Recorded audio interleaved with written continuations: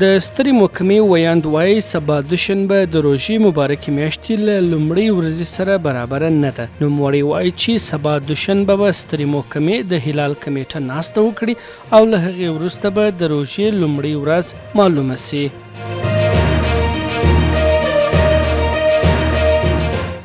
د اروزګان امنیتي مسؤلینو ویلي دي چې د اروزګان کندهار لویه لاره د سیلابونو راوتلو له امله د تګ راتګ پر مخ تړل سوې ده. د دغه ولایت د امنیه قومندانۍ ویاند ویلي دي چې دغه لویه لاره د ګردي نګاو په سیمه کې تړل سوې ده.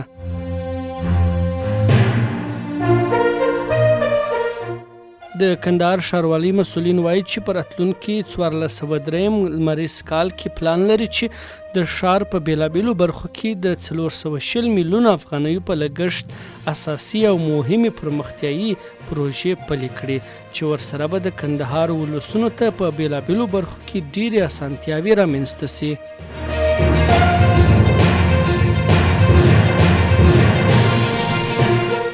د جلال آباد ښار د اتمې امنیتي حوزې اړوند د بهار آباد سیمه کې د یو ټیلر او الټو ډوله موټر د ټکر له امله 2 تنه مړه سوي او 2 نور ټپیان دي.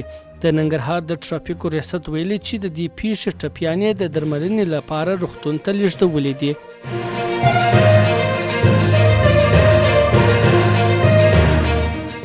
د افغانستان برېښنا شرکت او ترکمنستان نړیوال تخنیکي پروژو مسؤل او سفارتي استازو ترمنځ د نورالجهاد سب سټیشن او د برېښنا رالېږد پراختیایي پروژې په اړه ګډه ناسته سوې. برېښنا شرکت ویلي چې په دې ناسته کې د یادې پروژې اړوند د اړتیا وړ تجهیزاتو رالېږد، د پروژې پاتې چارو بشپړولو لپاره د مودې غځولو، د کاري بهیر په چټکتیا یو شمېر نور موضوعاتو خبرې سوي دي.